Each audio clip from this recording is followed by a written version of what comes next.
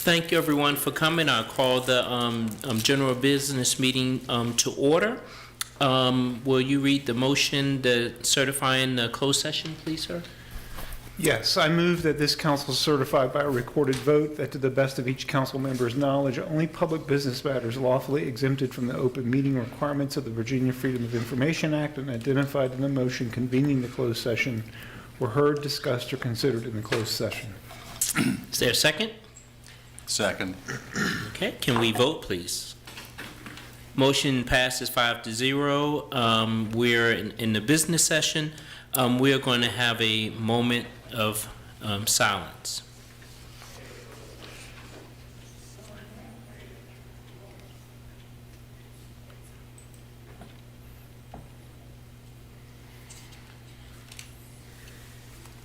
Thank you very much. Are there any announcements? I actually received a couple, and I really hadn't had time to get them to you, so It's I been can a read busy them. week, yes. They actually came in this afternoon. Well, the first one is from the city treasurer. The treasurer's office would like to remind taxpayers that the 2024 first half tax deadline for real estate and personal property taxes is Wednesday, June 5th. Taxes can be paid in person, by mail, over the phone, or on the city's website. Taxpayers can pay online using e-check free of charge by visiting www.charlottesville.gov. Please contact the city's treasurer's office prior to the deadline if you have not received a tax bill. And the second one is from Commissioner of the Revenue. Charlottesville's Commissioner of the Revenue would like to remind businesses who collect meals tax or transient occupancy tax of recently enacted rate changes for those two taxes. The new rates will be effective on July 1st, 2024. For businesses in the food industry, the food and beverage tax or meals tax will increase to 7% from the current rate of 6.5% effective July 1st, 2024. The first return that should reflect the rate increase is for the month of July 2024, due August 20th. For businesses in the hotel, motel, or short-term lodging industry, the rate will increase to 9% from the current rate of 8% effective July 1st. The first return that should reflect the rate increase is for the month of July 2024, due August 20th. Please update your point of sale or accounting software accordingly. Questions can be directed to the Commissioner of the Revenue's office at citycorbiz, CITYCORBIZ, at charlottesville.gov or 434-970-3170. Thank you. Before we go on to proclamations, I just want to make an announcement that a beloved brother passed away last week, Mel Walker of Mel's Diner on Main Street. We will be preparing a proclamation to be read at his funeral on Saturday. He was a father, a brother, an uncle, a friend, and a blessing to everyone that knew him. He was a 2014 Chuck Lewis Passion Award winner.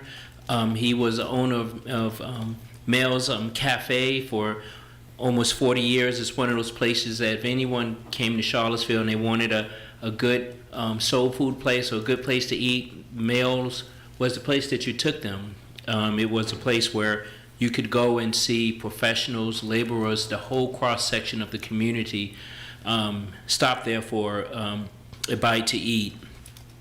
He provided food for different sports programs. I know as we are preparing for 100 Black Men, our summer camp for M-Cube, he provided meals for all of our meetings and all of our summer programs. He was just part of our program, so we are really lost by that. He hired individuals in the community that may have had a challenging background or legal backgrounds. He gave everyone a shot. I mean, I could go on and on about the things. We're going to celebrate his life Saturday at First Baptist Church on Park Street. It's at 11 o'clock.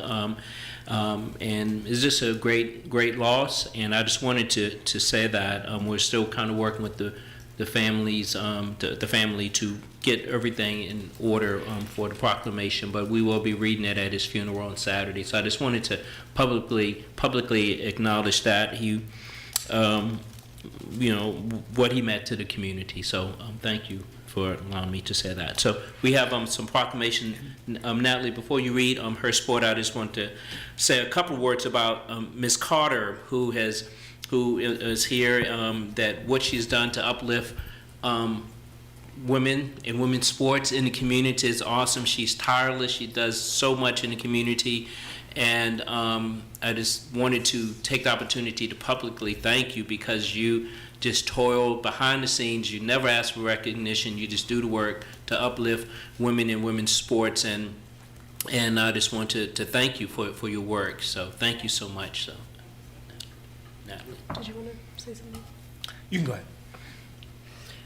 I just want to add something to your message about Mel's Cafe. That's where my mom and I would go when I was very small on our little secret girl dates. Leave the boys at home. So Yes. it was sad news. Yes. And likewise, just on top of what everybody else has said, I just wanted to highlight, from what I understand, his family has created a GoFundMe to try to help keep Mel's Cafe open, as well as other arrangements. And if you just Googled help keep Mel's Cafe open, GoFundMe, you can find it and donate.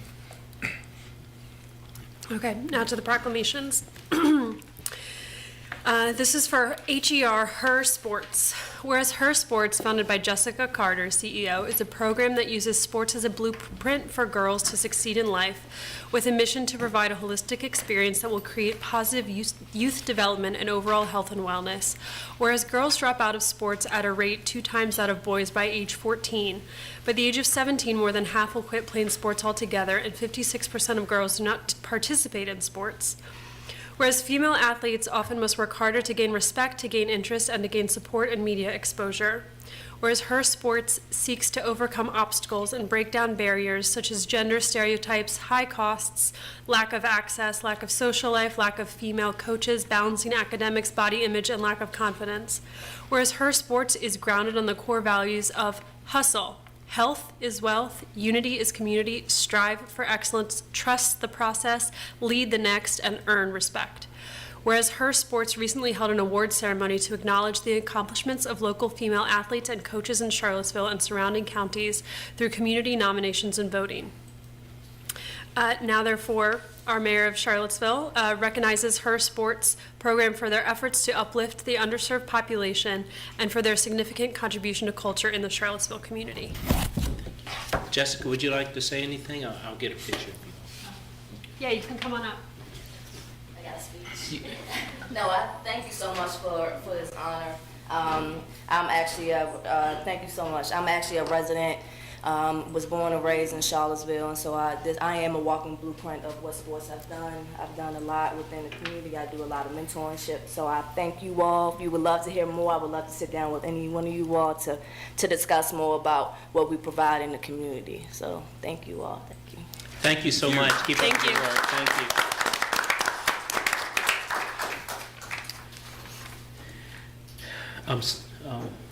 Councilor Okay. Smith? Yes. So next is a proclamation recognizing Gun Violence Awareness Day, June 7th, 2024. Whereas every day more than 120 Americans are killed by gun violence and more than 200 are shot and wounded, with an average of more than 18,000 gun homicides every year, and Americans are 26 more times more likely to die by gun homicide than people in other high-income countries. And whereas Virginia has 1,121 gun deaths every year, with a rate of 12.8 deaths per 100,000 people, a crisis that costs the state $14.2 billion each year, of which $288.3 million is paid by taxpayers, Virginia has the 36th highest rate of gun deaths in the U.S. And whereas gun homicides and assaults are concentrated in cities, with more than half of all firearm-related gun deaths in the nation occurring in 127 cities, and cities across the nation, including Charlottesville, are working to end the senseless violence with evidence-based solutions. And whereas support for the Second Amendment rights of law-abiding citizens goes hand in hand with keeping guns out of the wrong hands, and recognizing the increase in homicides and other violence involving firearms and increased calls to domestic violence hotlines.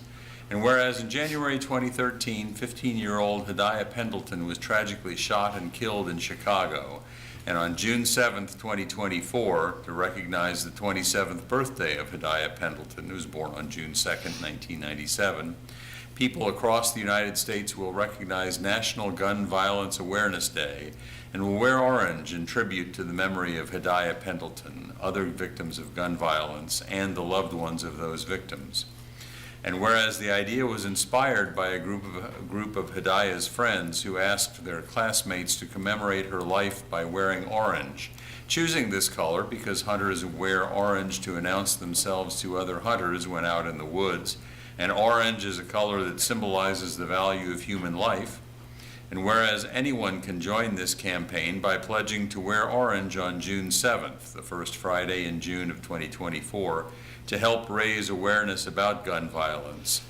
And whereas we renew our commitment to reduce gun violence and to pledge to do all we can to keep firearms out of the wrong hands while supporting responsible gun ownership to help keep our families and communities safe. Now therefore be it resolved that the Charlottesville City Council declares June 7th, 2024 to be Gun Violence Awareness Day in the city of Charlottesville, to honor and remember all victims and survivors of gun violence, and to declare that we as a city must do more to reduce gun violence. We encourage all Charlottesville residents to support local efforts to prevent gun violence and to honor and value human lives. Signed and sealed this third day of June, 2024, Juan Diego Wade, Mayor. Okay.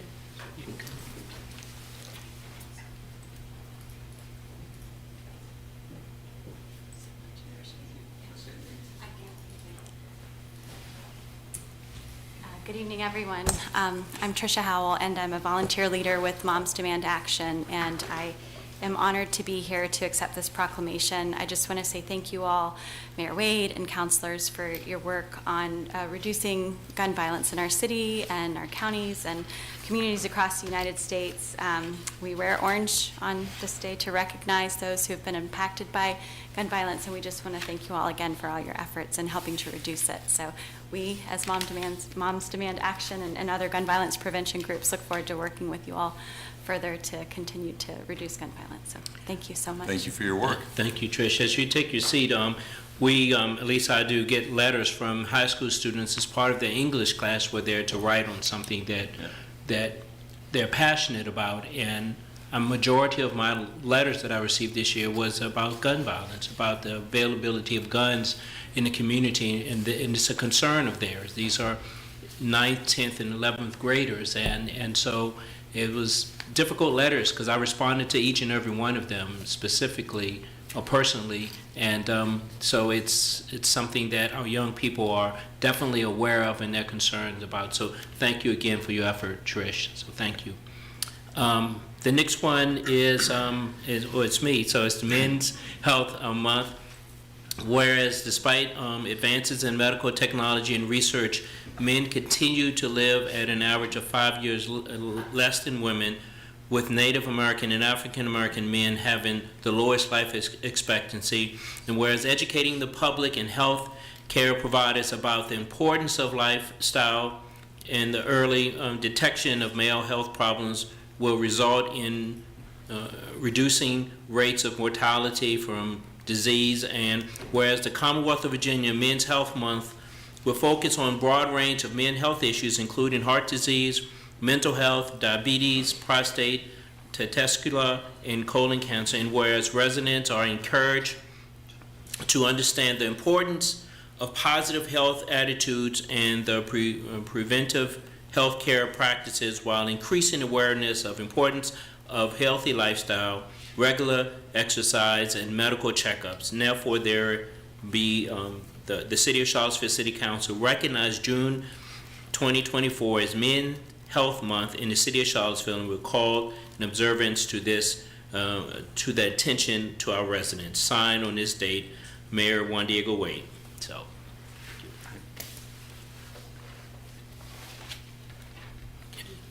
The next one is Pride Month, and Michael will read that one. Sure.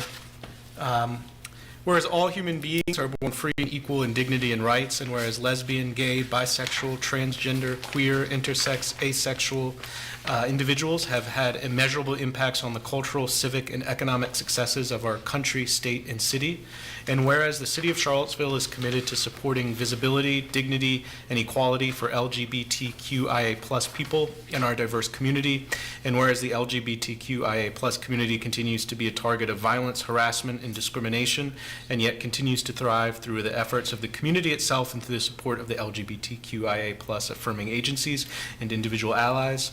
And whereas support for LGBTQIA+ equality continues to grow, education and awareness remain vital to ending discrimination and prejudice against LGBTQIA+ people. And whereas because of the acts of courage of the millions of people who have come out and who have demanded justice, our Commonwealth and community have made great strides in recognizing that love is love and that no person should be judged by anything but the content of their character. And whereas celebrating Pride Month influences awareness and provides support and advocacy for Charlottesville's LGBTQI+ community and is an opportunity to act and engage in dialogue to strengthen alliances, build acceptance, and advance equal rights. And whereas there remains much work to do to extend equality throughout the Commonwealth and the nation, now therefore be it resolved that I, Juan Diego, Mayor of the City of Charlottesville, hereby proclaim the month of June 2024 as Pride Month in support of the LGBTQIA+ community, and call upon all Charlottesville residents to embrace the principle of gender equality and to work to eliminate prejudice everywhere it exists. Thank you very much. So, in haste to get to all the good things we want to say in the proclamation, we did have an action from the closed session that we wanted to take, so. So after all of that very lovely, uplifting talk, I get to do this. Coming out of the closed session, this has to do with boards and commissions. So Mr. Philip Garber, his appointment to the Retirement Commission has been rescinded. We have to vote on that. Yeah. We need to Is- vote. Yeah. I move that we rescind Philip Garber's appointment to the Second. Retirement Commission. Second, all vote. Thank you. We're now on the matter for community matters. So there's only one registered speaker, leaving 15 slots for additional speakers from the community. Each speaker will have up to 3 minutes to speak. We're now open the floor. Is the first speaker available? Is Sive O'Flynn? Did I get it right? Yeah. All right. Thank you, Natalie, for the prep. Hello. Hello. I'm Sive O'Flynn. I am a climate justice policy manager with the Community Climate Collaborative C3. I'm new to C3. I'm new to Charlottesville. I'm new to Virginia. So happy to be here. Welcome. Thank you so much. So C3 has engaged with the Transit Strategic Plan by offering the community a set of talking points to guide their feedback from the perspective of equity and climate justice. I was glad to hear earlier in the presentation a note that trash cans are considered with bus stop improvements. That's a small and often overlooked feature that represents how robust transit systems provide services beyond just moving people from place to place. We celebrate the expectation that from the beginning of 2027, CAT will no longer purchase any new diesel buses, kickstarting its transition to 100% zero-emission bus fleet. As the councillors are aware, C3 has been heavily involved in advocating for this transition to occur as soon as possible. So this is a very welcome indication of the city's commitment to reducing community greenhouse gas emissions, which are especially high from transportation. The TSP outlines an objective to increase service on all routes to every 30 minutes at a minimum, with select services on high-volume routes increasing to every 15 minutes, along with a limited reintroduction of Sunday service. As long as these buses achieve high occupancy and reliability, the combination of transitioning to zero-emission buses and increased service could move Charlottesville closer to a clean and decarbonised economy. C3 is especially glad to see that the TSP advocates for mixed-use planning, which is foundational for a successful public transit network. C3 supports transit-oriented development and smart growth for Charlottesville and celebrates this indication that transit and planning will be more closely interlinked in future developments. The city has not yet decided whether to reintroduce fares after the cessation of the DRPT trip funding for fare-free travel which will happen in July 2026. I was glad to hear Garland note that, in his opinion, fare free is a very important positive for CATS ridership and service. We're glad to note the plan investigates the negative impacts of any reintroduction of fares, which would result in a 10% drop in ridership and reduce CAT's portion of competitive funding under state programs such as Merit's operating assistance. This is especially important in light of regional authorities like the GRTC's stated commitment to continue offering free fares, supplemented by partnerships with businesses that benefit from transit access. C3 thanks CAT and the city staff for their work in designing a plan with equity-focused service improvements and a collaborative climate forward vision. We're glad to encourage City Council to approve the TSP. Thank you very much, Ms. O'Flynn. That's the only registered speaker. Anyone else like to speak? If not, we'll go to the consent agenda. Madam Clerk? Consent agenda number 3, minutes from the May 16th through the 18th site visit to Champaign-Urbana, Illinois. 4, resolution, and there are 3 resolutions for approving the 2024 to 25 annual action plan for CDBG and home programs and appropriation of associated CDBG funds, approximately $438,617, and associated home funds of approximately $83,016. Second reading. Number 5, resolution to appropriate $130,713 from the 2024 City Climate Protection Program support grant with LEAP, and there are 2 related resolutions. The first is a resolution to reallocate 2024 Climate Protection Program support grant funding, and the second is a resolution to authorize the city manager's signature for the memorandum of understanding between the city and the local Energy Alliance program for grant funds to support the climate protection program and promote energy performance improvements. 6, resolution to appropriate $172,182 from the Virginia Department of Social Services to serve clients who are receiving auxiliary grants, adoption assistance, and independent living services, 1 of 2 readings. 7, resolution considering a sidewalk waiver request for, we moved that one to the end of the meeting. Number 8, resolution appropriating $7,988 received from the Virginia Department of Social Services for the percentage of income payment program, 1 of 2 readings. 9, resolution to reallocate tax and rent relief budgets. 10, resolution to transfer $9,064,654 to the city's retirement fund, 1 of 2 readings. 11, resolution appropriating $45,567 from the Virginia Department of Social Services to use for overtime for Medicaid unwinding, 1 of 2 readings. 12, resolution to appropriate $10,000 for the Tonsler League, 1 of 2 readings. Okay. Is there a motion to adopt the consent agenda? Could I ask a yeah. quick question, Madam Clerk? So I was not in participation of the trip with Champaign-Urbana. Do I just need to note that for the record, or? No? No, Okay. not All right. really. And no question, but just wanted to highlight, because I think the community can look over the consent agenda, but the LEAP item, I think, is just worth highlighting for the community, in that, if I'm reading it right, it's investing in a community energy resource hub together with C3, jointly funded by the city and county. That's something that we've talked about several times over the years, and that hub would help people navigate actually getting energy efficiency or renewable energy installed in their homes. I think that's just worth highlighting as a major positive new thing. I agree. Yeah. I need a motion in a second. I would move for approval of the consent agenda. Second. Please vote. Passes 5-0. We're to adopt the consent agenda. City manager's report. Yes, sir. We have 1 item of update from each of the deputies who's present. So, Deputy Marshal. Thank you so much, and good afternoon, evening, almost now. I wanted to make sure that the community and City Council was aware that Parks and Recreation will be hosting its first Sunday Sundown Community Celebration at Booker T. Washington Park on Sunday, June 9th, from 12 to 2 p.m. That includes free swimming at the pool and activities on the lawn that are free for anyone to come, families, individuals, anyone that would like to have a great time. And Booker T. Washington Park is located at 1001 Preston Avenue, and there is parking available next to the swimming pool or at the lower level of the park. So we're really excited to welcome the community to the pool for some free fun and swimming and food. All right, Deputy Rattler.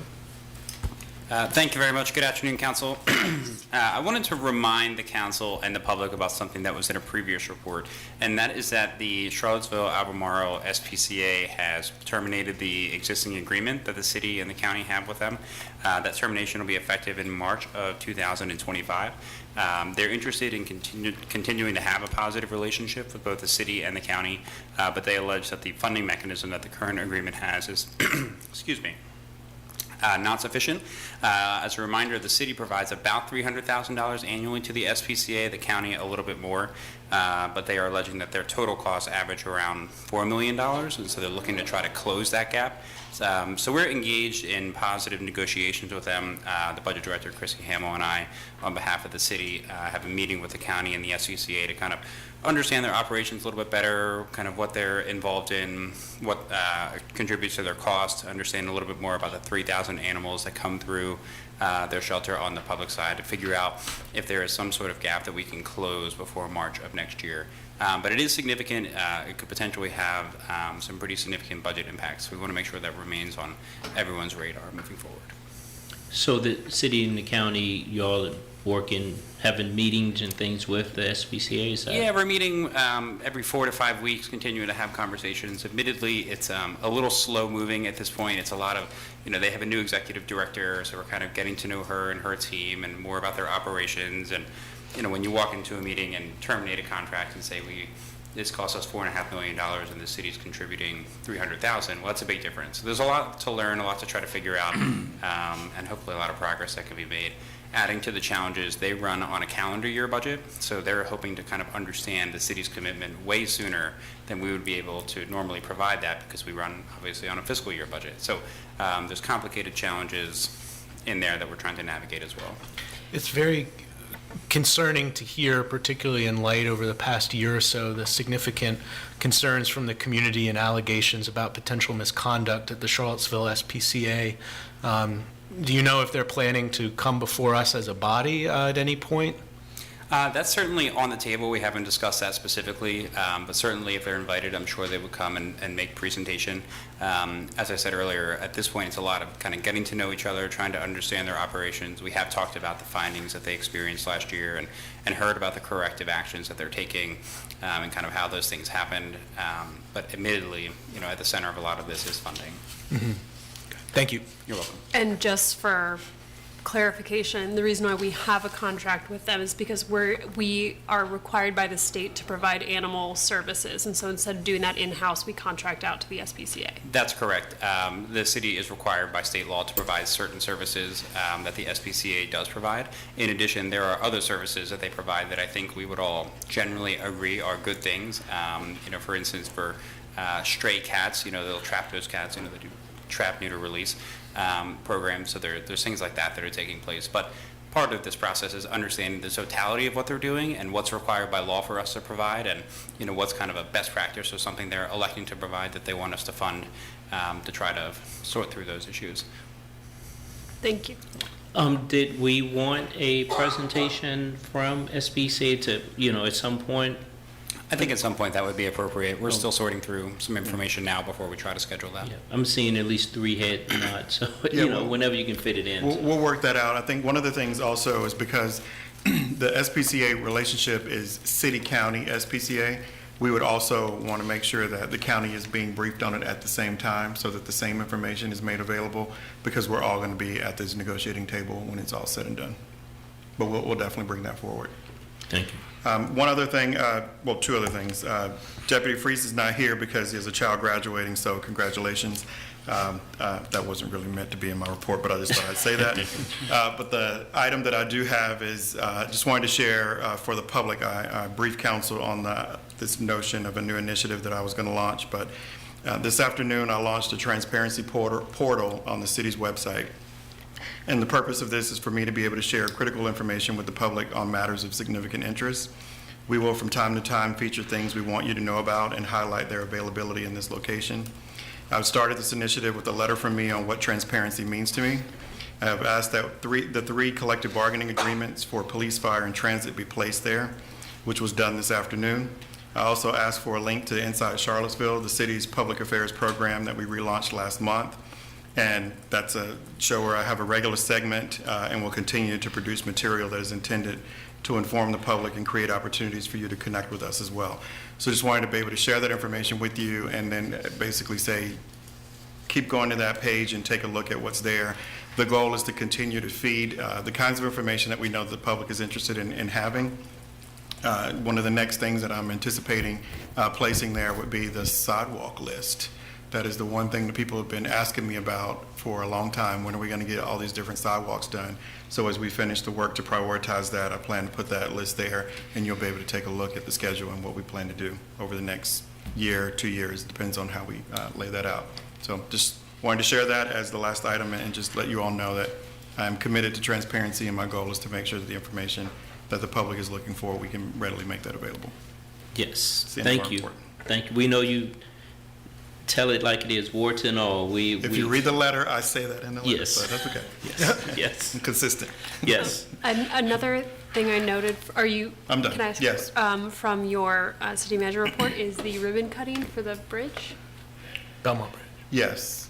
Go ahead. I don't have it in front of me. You can read it. Oh, it just says that we're having a ribbon cutting for the Belmont Bridge on the 28th of June. Yes. There's no information about what time that is or I anything think else. we're It's probably still 11. TBD. Yes. We'll but make sure that we get, there'll be a press release. I think people are going to be excited Yes, about that. I'm sure they are. Should I be a am too. fireworks display. Yeah. It should be. It's Finally say 11. that it's It's done. 11 a.m. Yeah. I didn't have that. I'm sorry. Yes. That's a good point, too. It's actually happening. Yes, it is happening. It is happening. Thank you. So now any other questions or comments? We're now at the action item. So we have a public hearing on ordinance. Chris?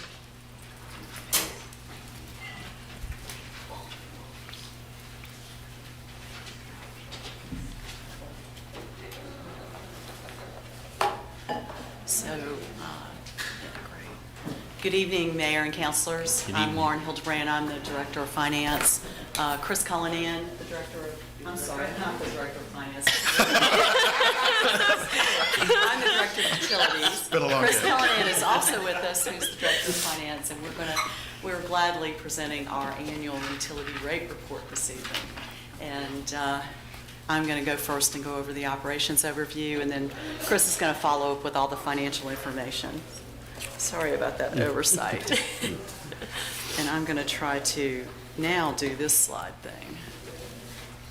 There we go. A little bit about the water distribution wastewater collection system. We have over 14,500 customers we serve. We deliver 4.5 million gallons of water every day. We maintain 170 miles of water mains, 168 miles of wastewater lines. And last year, we addressed over 7,400 work orders. So these are at customers' request when they need maintenance on their system, and we respond from a staff standpoint. It also tracks the maintenance. To review water quality, which we care a lot about, we complete an annual customer satisfaction, customer confidence report every year. And this is in compliance, to be in compliance with the Virginia Department of Health. It was just recently prepared, and the 2024 report is found on the city's website. And we, along with Ravenna, do hundreds of samples on the drinking water, and it indicates that the quality of our drinking water meets and exceeds all regulatory requirements and expectations for safety and reliability. I also want to talk a little bit about our lead service line inventory. In the last 18 months, EPA requires all water providers to inventory their water service lines, whether it be public or private, on the private side, within their system, and identify any lead service lines that may exist. And this was really in response to what happened in Flint, Michigan years ago. And I'm very happy to say that we have no lead service lines in the city's public system. But in the fall of 2023, we began exploratory excavation of nearly 400 high-risk homes to confirm whether they have lead at all. So far, we've completed over half of those and no lead's been found. And I just want to thank the community of those 400 homes that, we have to get on their property and we get permission to get on their property, and then we excavate near their meter, and we do a small excavation to get down to their service line to indicate what pipe type they have. So far, the project's on track to meet the EPA deadline of October 2024. Talk about the stormwater system. We have 15,000 billable customers, and we maintain over 8,300 stormwater structures, 135 miles of line, and 460 outfalls. A little bit about the stormwater system priorities. Our top priority is asset management, and we implement this through our capital improvement program by taking projects off our stormwater master plan that include water quality or other things, or long-term drainage improvements that need to be done. Along with that, we're most keen on regulatory compliance through implementation of our MS4 permit, and that acronym stands for Municipal Separate Storm Sewer Permit, where the MS4 comes from. We do not have a combined sewer system, which we're happy about. We've got a separate storm, separate sewer system. We also have in-house crews that concentrate on planned maintenance and emergency repairs associated with stormwater. And prior to 2008, we found there was very little replacement on our water, wastewater, stormwater assets. And we began a very aggressive capital improvement program at that time to address the aging infrastructure. And we recognized that if we didn't do this, and Council was very graciously approving this program at the time, and they've continued to approve the program as we progress through the years, we realized that the system could easily fall in disrepair because it was not in very good shape. To date, on the water side, we've replaced over 24 miles of the system, and we've spent over $30.6 million. On the wastewater side, we've rehabilitated or replaced over 40% of the wastewater system, and we've spent over $36 million. On storm, we've rehabilitated or replaced over 14.7 miles of the system, and we've spent about $11.8 million.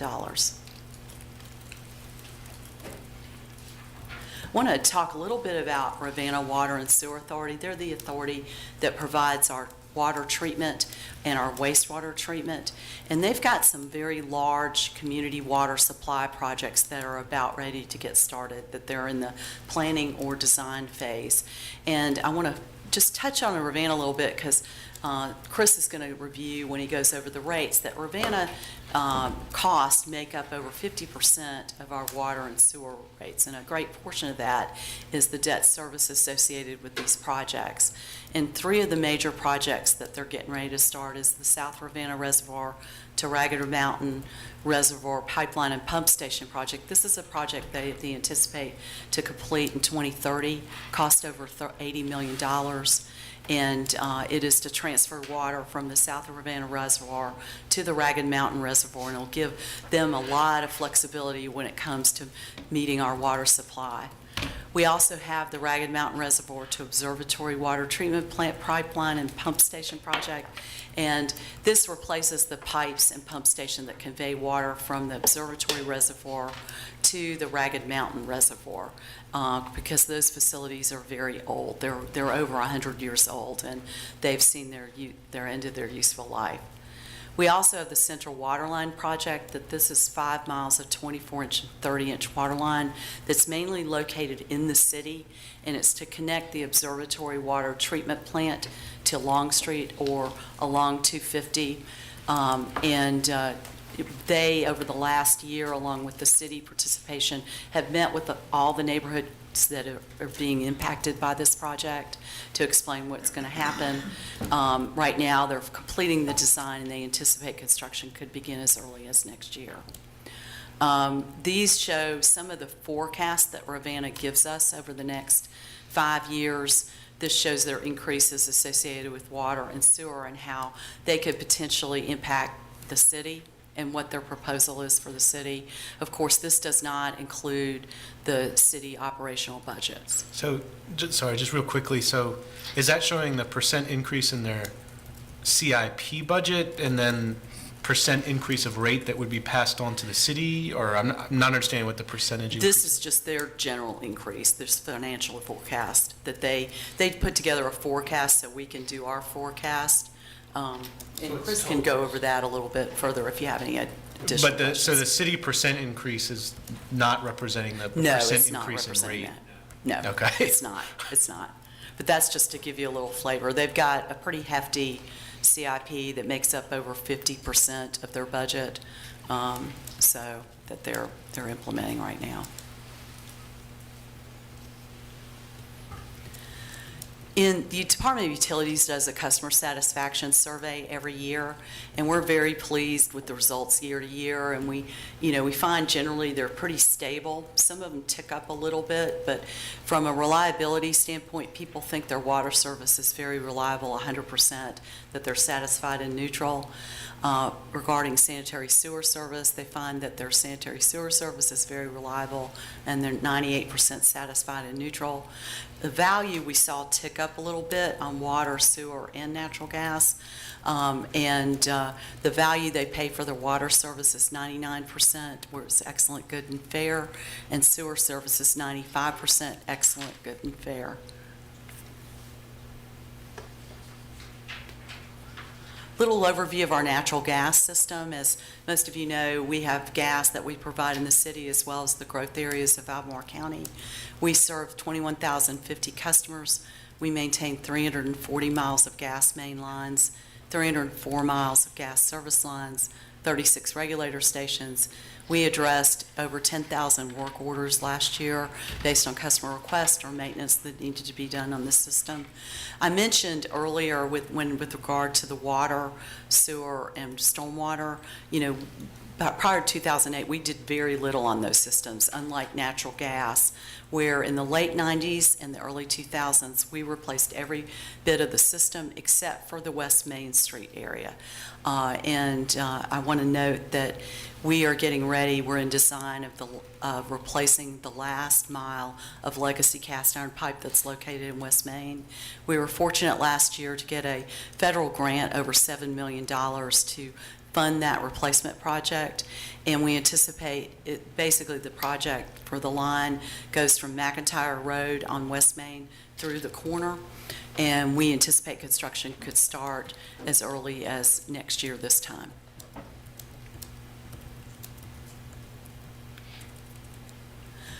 A little bit about our customer satisfaction survey for natural gas reliability. People think that their natural gas service is reliable. 99% are satisfied and neutral, and the value that they pay for their natural gas service is 99% excellent, good, and fair. We also ask a question about how important it is to have gas available to your home, and 89% are extremely, very, or somewhat important to have gas available to their home.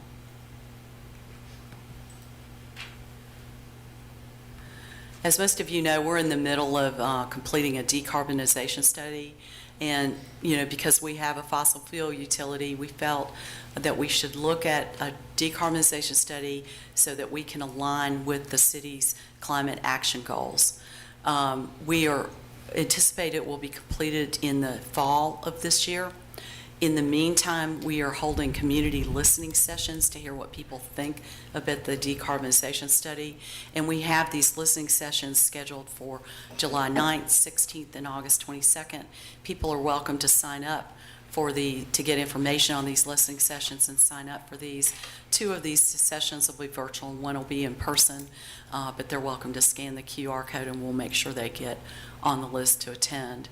But we recognize that the decarbonization study won't be done until the fall, but we have some short-term actions that we're going to implement in FY 2025.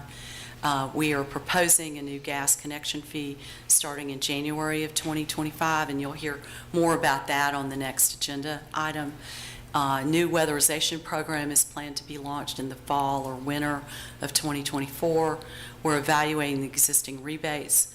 We're partnering with the Office of Sustainability to select the annual carbon offset projects, and we're increasing the frequency of our ever-popular energy-saving tree program. We usually do this in the spring. So far, we've given away over the last 3 years 700 trees. You know, you've never seen so many happy people when they're given a free tree, and they can strategically plant this tree so it provides the most energy efficiency for their home. So, but we're expanding this to also be in the fall, so people have an opportunity for free trees twice a year. We also have an online billing pay service. This was based on input from our customer satisfaction survey. And in October 2021, we launched a new bill pay portal, and it offers paperless billing, pay by text, and enhanced automatic payment options.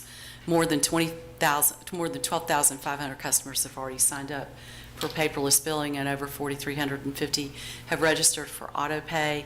And based on our customer satisfaction survey, 98% are satisfied and neutral with our payment portal. I will say, along with this program, we do an utility e-newsletter that was launched in coordination with this bill pay portal, and we have over 10,000 subscribers, of which we see a really high open rate. That's how you kind of tell whether your message is effective, and a very low unsubscribe rate. And with that, I'll turn it over to Chris, who is the Director of Finance.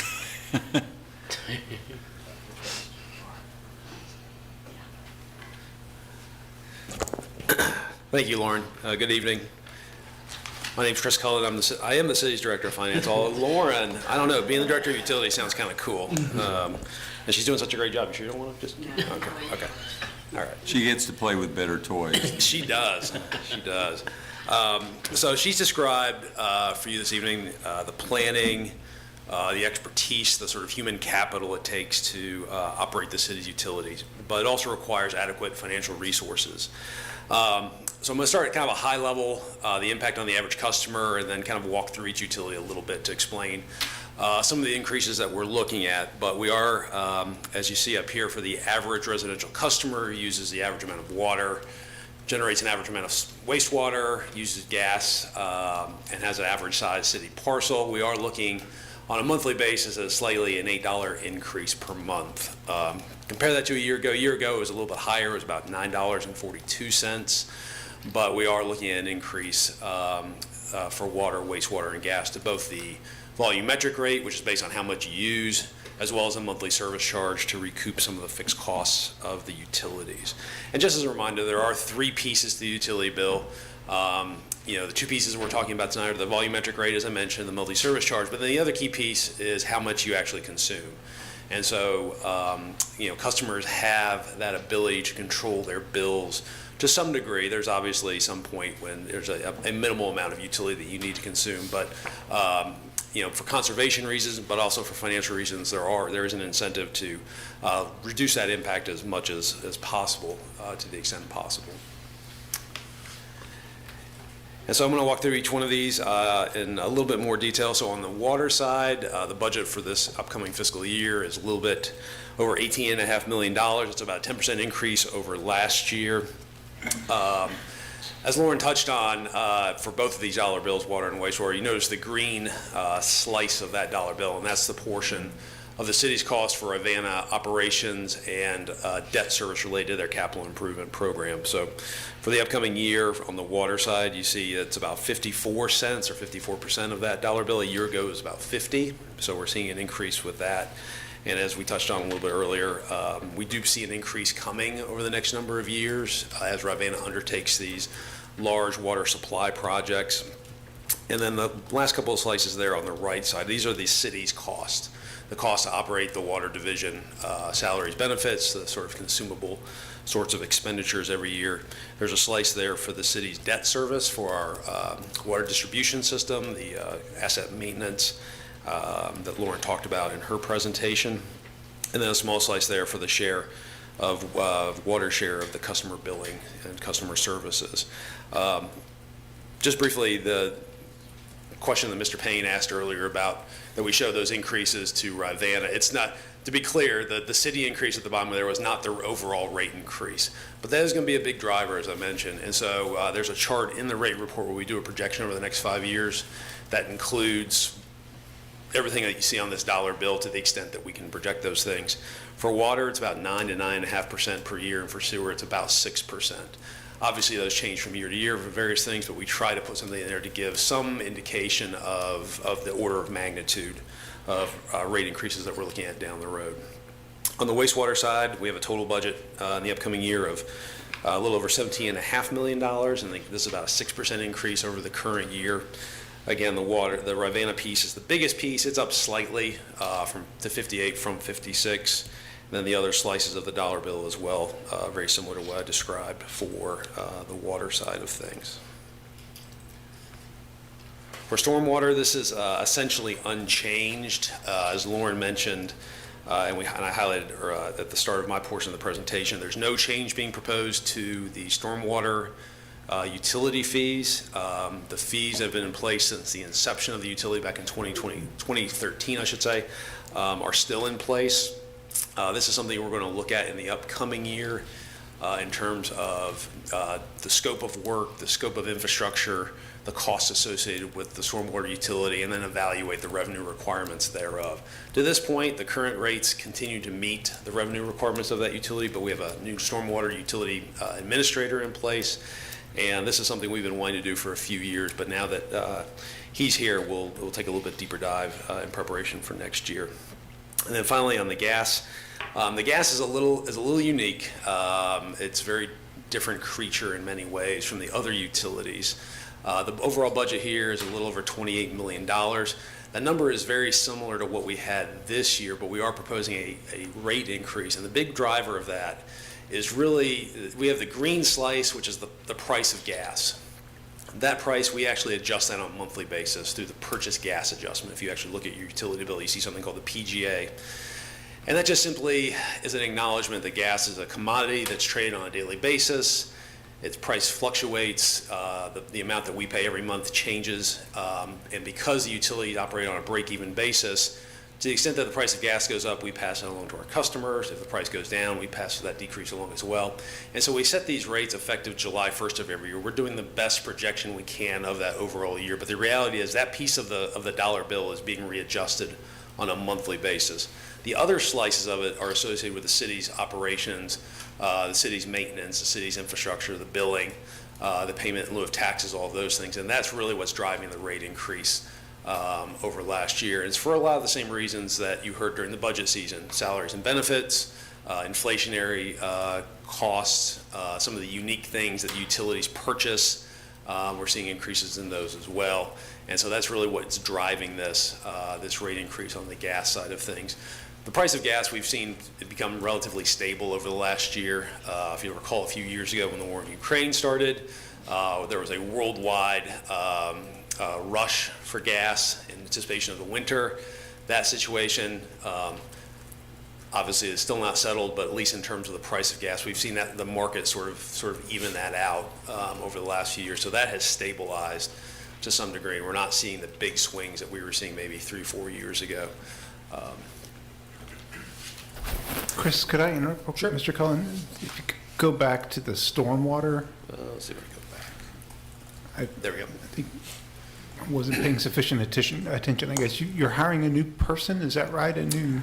It's an existing position. It had been vacant for some period of time, and so that person is now in the seat. Okay. And getting acclimated with And what's their title? Stormwater administrator. Okay. Did I get that right? And their focus is going to be on on the stormwater utility. Okay, Yep. all right, great. Thanks. And so what you see here, this is the proposed changes in the volumetric rate. Again, this is the portion of the bill that's based on how much you use. And so you see those increases there associated with per thousand cubic feet of water and wastewater, and for natural gas as well. And as I mentioned, we're not proposing any changes to the stormwater utility at this point. Quick question. Sure. Why is the natural gas measured in 4,600?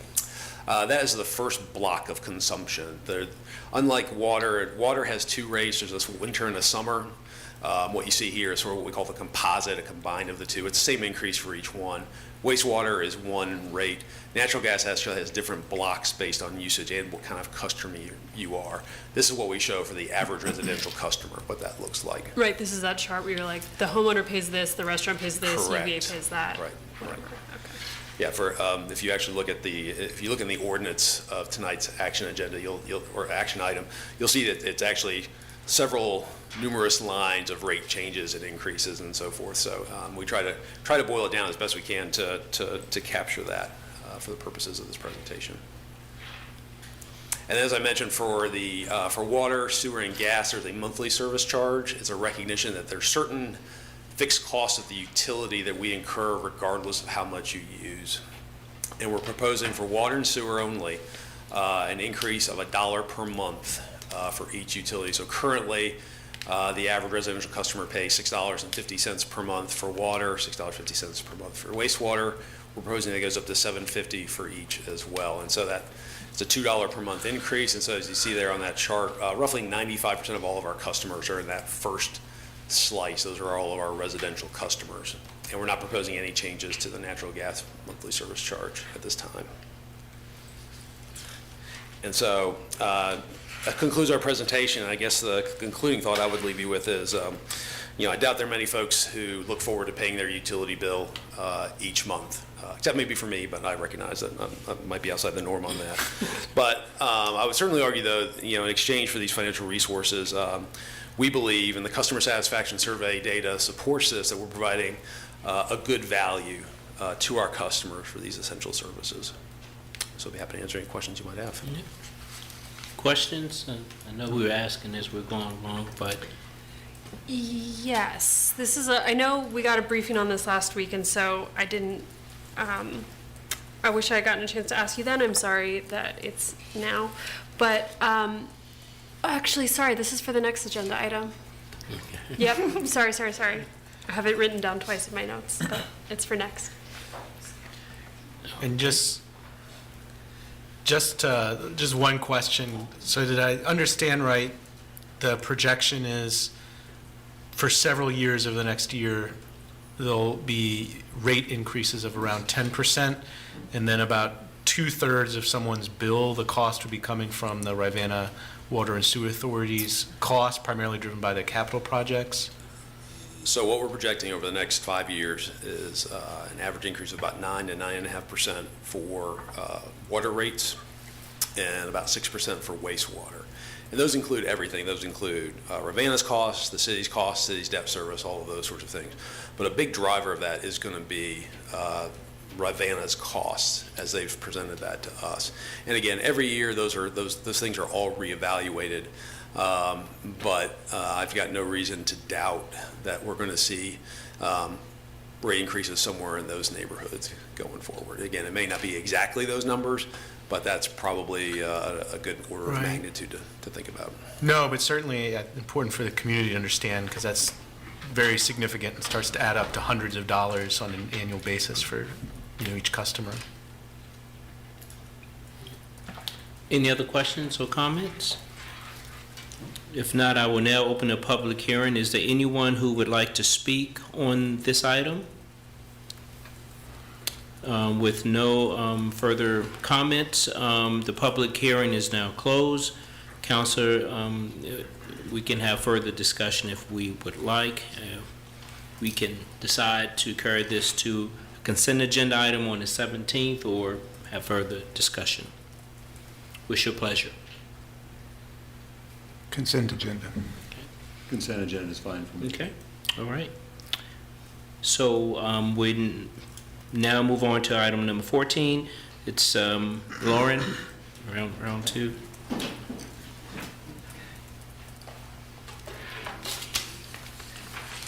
So, the second agenda item is about our connection fee for residential gas installation.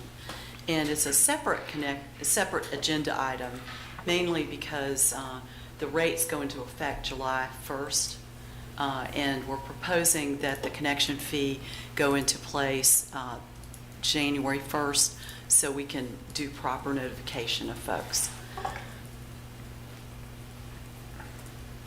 A little background on the topic. We've seen over the last 5 years a decline in new natural gas connection requests, about 62% decline from 2018 to 2023. And you can see that's illustrated between the city and the county. The majority of the new gas connection requests are in the county with their new development. In 2023, 14 were in the city out of the 147. Currently, the city offers gas service installation up to 150 feet at no cost to residential customers if the city's investment by the revenue generated shows a payback within 4.5 years. So if somebody currently, per code, requests natural gas installation, we look to make sure they are installing qualifying appliances that offer us sufficient revenue to pay back that installation within 4.5 years. But what we're proposing starting January 1st is that Charlottesville Gas will no longer offer this service line installations at no cost for residential customer. And we're proposing a fee of $340 for new residential service up to 150 feet. And services that extend to 150 feet will be required to pay the cost, for the excess footage. This fee was evaluated based on actual cost that we incur. We also took a look at various utilities across the country, which there are very few gas utilities that even have a connection fee because it's all about promoting natural gas usage. But those that had a connection fee, they were about $300 on an average, but it was only, it wasn't really a great sample. It was probably less than 10. And so the $340 is pretty much in line. You have to base your fees on actual cost. We are also proposing to use these funds that we collect from the connection fee to finance our expanded energy efficiency program. I mentioned in the last presentation that we'll be rolling out in the fall and the winter to promote energy savings and reduce greenhouse gas emissions. With that, if you folks have any questions, I'll be glad to entertain them. I started this in Lloyd. Do you? Nope. So $340 is basically the cost, our cost essentially to run 150 feet of pipe. Yes, it is. It's not a bad deal, I guess. No, it's not. Natalie? Yes, okay. A couple questions. Let's say they have 175 feet, and so they have to pay for 25 feet on their own. Do we have a cost per foot metric yet, or is that project specific, or how does that work? It's really going to be project specific, because I'm always hesitant to throw out a footage number, because sometimes it depends on the terrain, whether we hit rock, and that type of thing. Is there like a ballpark? Like, you could tell me any number right now and I'd be like, oh, okay. Like, is there just a ballpark in general? I'm sorry, I don't have one. I'll get it to you if you don't mind. Yeah. I can furnish that to you. Okay. And then this is about utilities in general. So if, like you just said, this is the question I wish I had asked you last week. If we base the fees on actual cost, so that's where we get the 340 number, is that same standard required for water and sewer hookup as well? Because they're $5,000 and $3,500. That's actually, those are facility fees you're referring to. So those aren't for us to install, we don't install water and sewer lines, frankly. Development will install water and sewer lines. That's how it's kind of set up. And that facility fee, and it's kind of, it's a normal that people have some sort, what they call a connection fee, but it's really to offset the capacity that they're buying. So when a new development builds a house, or a multifamily commercial building, they have to buy into the system. So depending on the size of the meter, that'll indicate the capacity they need. And so those fees were set based on the capacity that they're buying into the system. So it's not the cost of installing a line, it's capacity. And how come gas isn't calculated the same way? So we don't do the same thing in gas. It's not reserving capacity. We've already, it's just not the same. Water and sewer is done a little differently, because generally, Does my confusion on this make sense before I No, keep going? it makes perfect, Okay. it's really comparing kind of apples and oranges, because that is a facility fee that was established for water and sewer based on reserving capacity of the system. And it's intended to be new development is paying for that capacity. This one is the gas side of the house. This gas connection is actually to have our crews install a gas line, because we don't allow anyone else to install gas lines. Right, which is good. Yeah, yeah. Okay, yeah, I'm just thinking about it in the context of if we are trying to encourage infill, and you get socked with an $8,000 fee to hook up water and sewer for an ADU in the back, or like, is that what happens if you're building an ADU? Because the gas is optional, but water and sewer is not. So, we've actually we are still trying to figure that out based on the new zoning ordinance. Yeah, okay. And because if somebody needs additional capacity and sets a new meter, that's when that fee takes place. Yeah. You want So, to, in addition? so the water and sewer capacity fees are based on the size of your water meter. And so if it's infill development, if there's no net increase needed for the size of water meter, then there's no charge. If you do need to upsize it, you just pay just the difference if there's already a meter there. And so the reality is, with a lot of the redevelopment that we see, there's either no fee being charged because there was already a meter in place and you're just replacing something for something. Or in some cases, you actually see a smaller water meter needed because as buildings become more water efficient, we have more accurate water meters. So when we bake these fees into our financial pro formas, we really don't put a lot in there, just because unlike Albemarle County Service Authority, who's experiencing a lot of greenfield growth and new meters, we don't really see that. And so in a year, we may collect some, and some years we don't, just because of the nature of our system and where it's being built. So it's really based on the size of the water meter and if a meter was already present when that infill development occurs. But if like you put an ADU in the backyard and you want them to have their own bill, don't they need their own meter? Yeah, They would. So then this would apply, the hookup fees. And we've had some real preliminary discussions on how we're going to implement that. Okay. But we haven't come to terms on it. Okay. Yeah. Sorry for veering us away from No, gas, it's all but good. I was wondering why they were different. Yeah, they're different though. Okay. They're different. Thank you. Okay. You have any more questions now, Lee? No. Michael? Just one clarifying question to be sure. So is this ending of the connection, or establishing a connection fee, is this just for connections in the city of Charlottesville, or is this also including the connections at Albemarle County? And it's connections for anybody that connects to our system, so it Okay. would include Yeah, Albemarle both. County. Great. That's correct.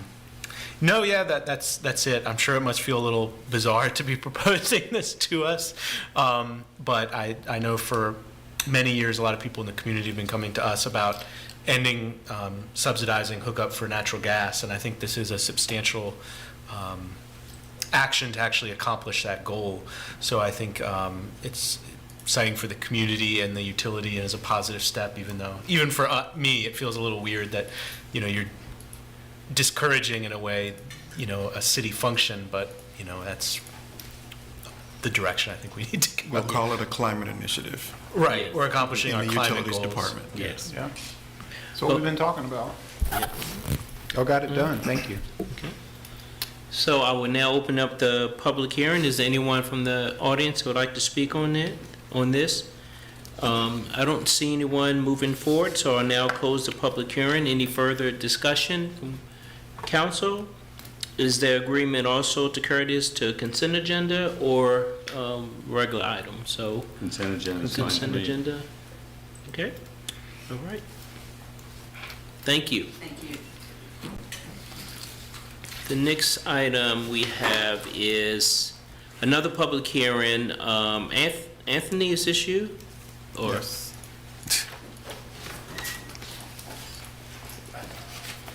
Good evening, Council. Good evening. Mayor Wade, Ms. Thomas. I'm here again to present another proposal about the Community Development Block Grant. It's part of the cleanup work that we've been engaged in over time. We're invited to explore supporting an initiative by Public Works to facilitate some infrastructure improvements at Johnson Elementary Playground. It's a widely used community playground, much like we did at Washington Park last year. And we're very excited about this one. It won't require appropriating any new funds, just reprogramming of unspent funds from prior years. And the project will bring about elimination of trip hazards coming out of the school building, repair and drainage for a cracked sidewalk that makes it very difficult for mobility impaired students and their families to get in and around, and the construction of a new ADA compliant entryway into the playground and park area from the parking spaces, the accessible parking spaces. And then we've also talked to the school and Public Works about some rehabilitative landscaping and some repairs of additional outdated equipment, some new ADA compliant benches to allow students to kind of sit outside. They can accommodate a wheelchair and a variety of other enhancements. Approximate cost $46,000. It's a very exciting project, and I'll make myself available for any questions. Thank you. Any questions or clarification from council? It does seem like a really neat project. Yeah. So appreciate everyone's initiative in meeting the need. Yeah, again, like I said last time, I always appreciate learning about the investments that our city is making. And I think it's important for the community to hear about them and understand them. Just one question for this project, is there a sense of kind of the timeline for completion? And I assume it's projected to be a relatively not too complicated build out? Yes. Public Works has already gone through the design stage. You see some of the plans in the staff memo, and they hope to be done hopefully by the end of June, possibly early July, well in advance of the start of the new school year. Okay, very cool. Okay, if there's no other clarification questions, I'll now open the public hearing. Would anyone like to speak on this? Again, I don't see anyone moving forward, so I'll now close the public hearing. Any further discussion on council on this? If not, can we move this to the consent agenda on the 17th? Is there the, do we have the ability to, if four of us vote, we could just say it's over now and let Anthony proceed? So it doesn't even have to wait another 2 weeks? I don't know if this is different because it had a public hearing with it. Would that make a meaningful difference for your Impact? work at all? My understanding is that, yes, there's a provision in Virginia state law, like was used before, a unanimous consent of the council. It's a minor budget amendment, so it's not a significant deal. And it wouldn't necessarily change the implementation timeline because Public Works is already kind of gung-ho going into this, but it would make staff's job a lot easier on both sides. We'll just roll into the 17th if it's okay. Okay. So I forgot, did we? Consent agenda? Yeah, consent agenda. All right. Thank you. Okay, thank you. The next item is a zoning ordinance. Oh, it's not a No. public hearing, but Ms. Kelly, yeah. Good evening. I'm Brenda Kelly, for the record, redevelopment manager. And actually, the next 3 items on your agenda have to do with Friendship Court, now known as Kindlewood. So we also have Mr. Sunshine Mathon, Executive Director of Piedmont Housing Alliance, here tonight, and he's going to participate in the presentation. So this first item we have is requesting your approval of a forgivable loan to Piedmont Housing Alliance for the Phase 2 redevelopment. This is very similar to, you all approved the same thing for the Phase 1 project. And the funding is already approved in the capital improvements program, so there is not any additional funding that's being requested tonight. So with that, we have a presentation to move forward on. So just a little background on Friendship Court. It was built in 1978. There were 150 rental units, and all of these units were Section 8 housing vouchers.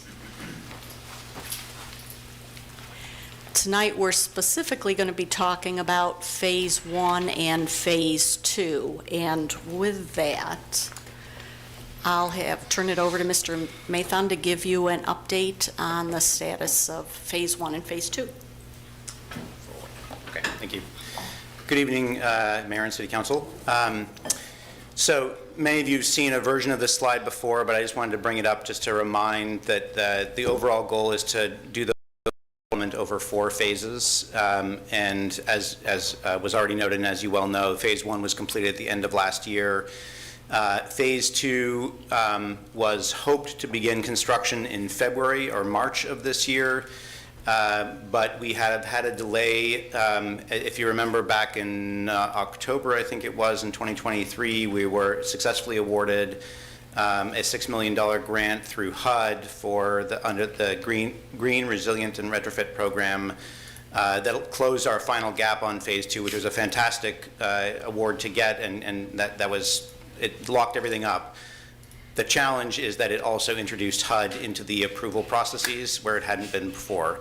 So, and because this is a new program that was created under the Inflation Reduction Act, the HUD was building the program as they were rolling it out, and so the staffing and everything else has been slow to finalize. At this point, because of the delay due to HUD's internal approval processes, which again, there's no question of the approval, it's just a timing issue.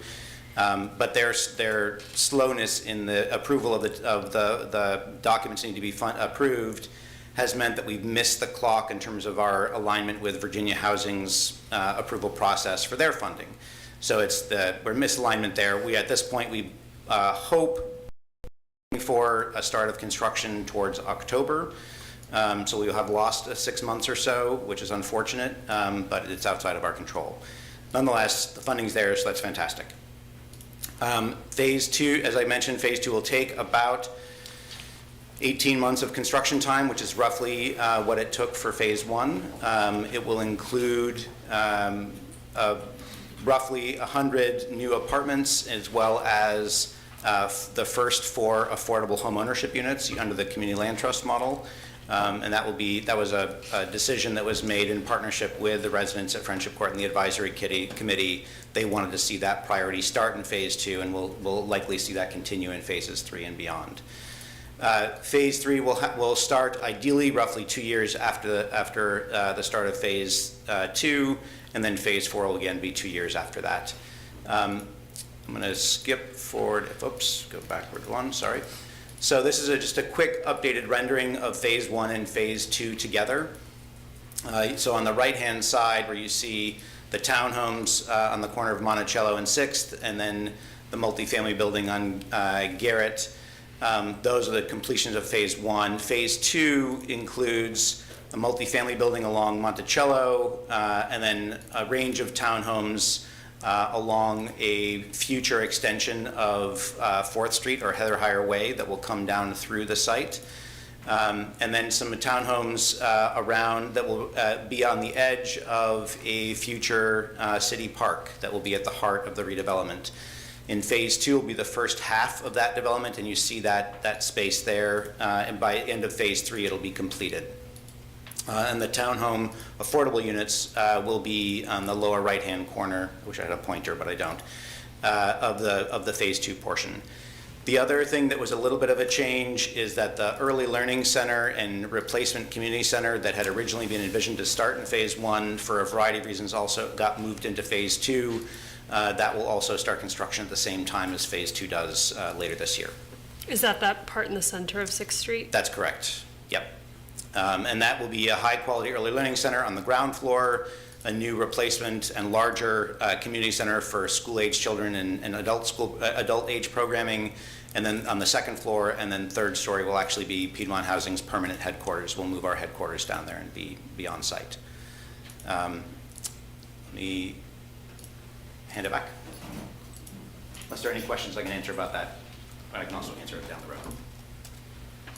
So just a recap of what was all approved for Phase 1 is it was a construction of 106 affordable rental units. It was a 99-year required affordability period, and the total city funding that was allocated to Phase 1 was that $5,940,000.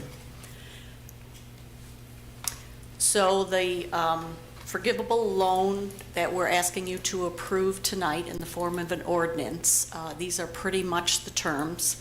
It's a total of $5.75 million, and that was approved, as I said, through your CIPs in fiscal year 22, 23, and you just approved recently an additional portion in fiscal year 25. It does include the housing subsidy for the units to remain affordable and infrastructure improvements. And as Sunshine said, it includes that first half of the park, which will be conveyed to the city at some future date, and that will be a separate agreement that will come in front of you at some time in the future. So proposed in this phase, 104 affordable units total.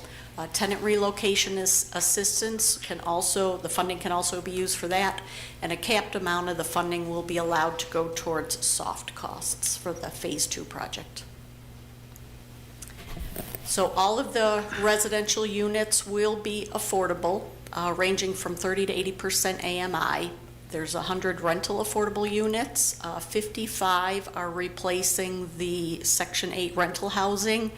The overall 4 phases, which will be completed in Phase 3, is a total 1-to-1 replacement of the total of 150 of the Section 8 rental housing.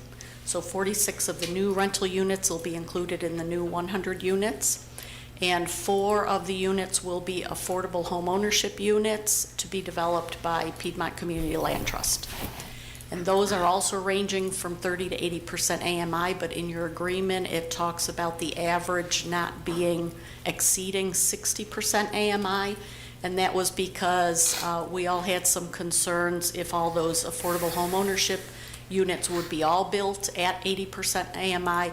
We're not addressing a lower affordability, so we have that additional stipulation that the average will be 60% AMI on the home ownership units. And again, it's a 99-year affordability period. The city funding through the agreement is dispersed as a 40-year deferred payment forgivable loan, and each disbursement of funding is reimbursed after the construction or the work is completed. With this agreement, Piedmont Housing Alliance will be required to record, in this case, 2 amended Declaration of Affordable Housing Covenants. One will be specifically related to the rental units, and one will be related to the home ownership units. We did the same thing with Phase 1, but that was all rental units. And these amended Declaration of Affordable Housing Covenants only are specific to Phase 2. It does not cover any other part of the project. Beginning with the first occupancies, either Piedmont Housing Alliance or the Land Trust will be required to do annual reporting. And following the expiration of the LIHTC affordability, the city will have the right to lease some of the rental affordable units if required. And also, if any of the for sale units go into foreclosure, the city will have the right to purchase those units. Those most likely will be done through some other type of agreement and negotiations if this is required at some point. Can I ask a quick question about that? Does that mean the city will have the first right to buy them, or just it's possible for the city to buy them? So the way the community land trust model, the community land trust will actually have the first right to buy them in the case of a foreclosure that the homeowner, fails to meet their obligations. The purpose of having the community land trust be the first in line there is to ensure that we are working with the next potential homeowner and that they're also part of the community land trust model, because the community land trust will retain ownership of the land underneath that. It's after that, if the community land trust is unable to or unwilling to purchase it, then the city would have a right at that point. Would the city be next in line, or would it be open up to whoever? No, it would be next in line after that. Okay, thank you. And while we're on this page, could I ask, why would the city want to be leasing up to 20% of the rental units? That was actually a request from the city to be able to ensure the affordability. And there would be a cost most likely associated with that. We had requested that this language be included. Can I have some of that too? Yes. So the LIHTC extended use period is 30 years overall, 15 years federally mandated, and an additional 15 years mandated by the state. If you're a for-profit LIHTC developer, that's your arc of time, and then you look at flipping it or doing something else at that point. In our case, as a mission-driven nonprofit, our goal and intention is to maintain the affordability over the long term, and inevitably, one of the things that we will likely do, and this is common, is that we'll recapitalize with a new LIHTC extended use period, because it will need significant repairs 30 years down the road, that the normal property maintenance budgets won't necessarily be able to account for everything. So the normal situation is likely to be that before that 30 years hits, we will have recapitalized it. It'll enter a new LIHTC extended use period, and it will just continue in perpetuity that way. When it was being negotiated for this on phase one, it was in particular the mayor's concern at the time to ensure that there was this opportunity for the city to intervene if necessary, if the extended use period ended and there was some fault, some unwillingness to maintain the affordability. Sort of a safety mechanism. Yeah, I would just add, Rick, I know I've emailed a lot about the city as a portfolio of kind of a ticking time bomb of LIHTC properties built in the 80s and 90s that weren't necessarily created by mission-driven organizations, that the city will either have to just lose that affordability or pay to maintain it. And I think this is just ensuring we don't repeat that mistake from the 80s and 90s, and just having as much assurances as we can. Okay. Can I ask a really basic question, and I apologize? Why are we granting you a forgivable loan as opposed to a grant? We're going to get in, this will get into the particularities of LIHTC, of Low Income Housing Tax Credit Program. I figured there was some piece with that. Yeah, essentially, if we receive a grant, or if the project receives a grant, it reduces the taxable basis in the property, which means our tax credits are actually worth less money. Okay. So when it comes in as a loan, then it maintains the taxable basis and actually works better for everyone. Okay. Yeah. All right. Is there any anticipation that will be repaid at some point, or? No.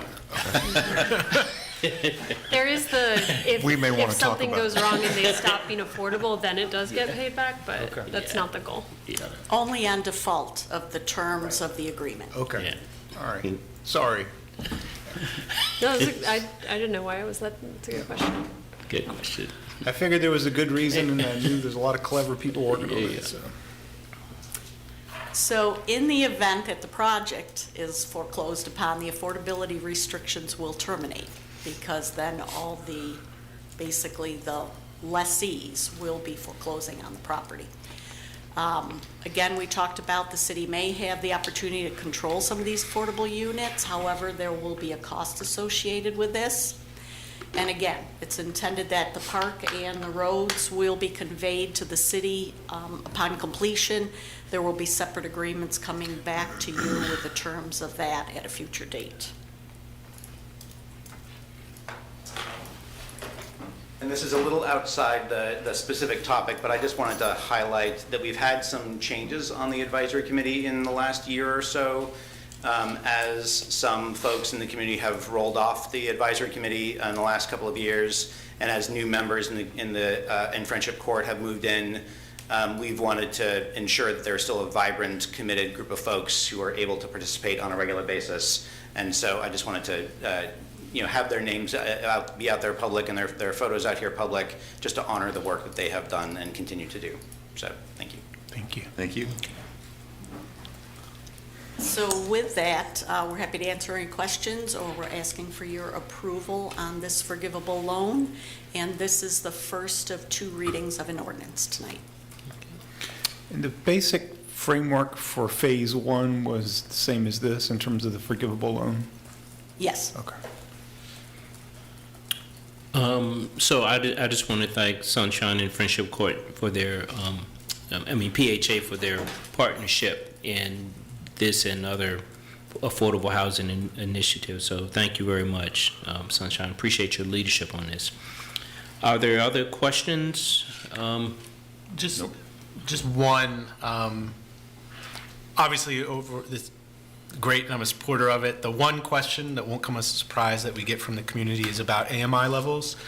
I'm just curious if you could talk about a little. I know over 70% or around 70% in Phase 2 or 50% AMI and below, but there's some concern that we get about that, the amount that will be 80% of AMI. I'm just curious if you could talk about the reasons for that, if there's a hope or expectation that those could potentially go below 80% of AMI, or... So the original conception, and that was sort of drafted, and this actually predates me in my role a little bit, was the idea, and many of you may remember this, that there would be sort of a third approach, where you'd have a third project-based Section 8 unit, sort of mimicking the existing context, a third in the sort of typical affordable housing frame of 30 to 60%, and then a third market rate. When we were going through the deep dive design process in my first couple of years here in partnership with the advisory committee, we wanted to ask that question again, just to make sure that everyone was ideally aligned with the outcome goals. There were a few things that came up during that conversation. One is that the residents wanted to have the ability for folks to move up but be able to stay in the community. And so as their income went up, they wanted to be able to stay in the neighborhood where their kids go to school, where they're within walking proximity to their jobs, whatever it might be, in their social networks. So that was one piece. Another is that it was the community itself that decided that they wanted to ensure that the future of Friendship Court at the time, Kindlewood now, that it would disrupt the historical narrative of that when you live at Friendship Court, when you live at Kindlewood, people make an assumption about who you are, disrupting the concept of prejudice, frankly, that has been part of the people's lived experience there. So they wanted to have this sense that people from all different backgrounds were living together. So having some opportunity for some still affordable but higher income units. But the point that we shifted back when it was originally going to be a third market rate and shifted to go to 80%, the key driver to that decision was recognizing that under the LIHTC program, when you have 80% AMI units, it actually allows us to filter out wealthier UVA students. So you wouldn't necessarily have UVA students coming in to take over those market rate units. Under the LIHTC program, a student is allowed to live in an affordable unit, but only if they can demonstrate truthfully that not only they themselves are low income, but their parents are also low income or have some other consideration. So it allowed the community members to feel like they were going to be creating a holistic community that also was, still family-centered. But it was an intentional decision by the residents themselves to have that spread and depth of affordability. Does it also help if there are some that are that higher level that offsets the cost for the lowest level? Thank you, yes. The possibility of pursuing having some of the units at 80% AMI was only made possible in the last 4 years or so when there was a federal change in the law. Prior to that, LIHTC units had to be 60% AMI or below, no questions about it. But what the law changed is it allowed for some 80% units to allow you to counterbalance that with more deeply affordable units on the other end, as long as the average in the property is still at 60% or below. And in our case, the average is well below that because, as Michael pointed out, we have a large number of 50% and 30% AMI units on the site in addition to the project-based Section 8 units. But there is this, it did allow us to have more on that lower end of the spectrum because we have some a little on the higher end. Yeah, and I appreciate that. I think it's just important for the community to understand some of that history. And as everybody knows, there's a lot of difficult tensions in deciding what your mix is going to be, and there's trade-offs. But again, I think with around 70% being 50% AMI or below, and I think over half, I guess, being project-based vouchers, and 23 of them being at that 80% AMI or below level, I think it's a reasonable balance, even though I know it's never an easy decision to figure out what that balance is going to be. Thank you. Any other questions? I think that there's support for this to move this to the consent agenda on the 17th. Yes. I have questions. Oh, I'm sorry. Go Yeah, ahead. thanks. Nothing crazy, just some clarification points. Does this get counted towards, this might be a question for Sam, does this get counted towards our affordable housing contributions? Yes. Okay, great. For the houses or the units that are for ownership, can you explain a little bit how the affordability gets passed from one owner to another and how that initial owner is able to sell in a way that they could move somewhere different? So, yeah, you're asking for a primer in the community land trust model, I think, a little Yes. bit, essentially. Thanks. Fundamentally, when a home ownership unit is developed, whether it's an acquisition rehab like we're doing on Prospect Avenue or it's a new construction like we're going to be doing in Phase 2, you put in subsidy on the front end so that the cost of the acquisition, the purchase of the home is lower than it would be on the market otherwise. And part of the counterbalance there is the community land trust owns the land beneath it, and in order to preserve the affordability over the long term. So the land value is pulled out of the transaction from the homeowner's perspective, so that they only have to come up with the funds to purchase the home itself, not the land below it. As part of that agreement, the homeowner owns the home, leases the land from the community land trust for a modest, $25 a month fee, roughly speaking. They own the home. They have a mortgage on that home like any other homeowner. Any principal they pay down on that mortgage while they own that home is 100% their equity they're building over time, just like any other homeowner.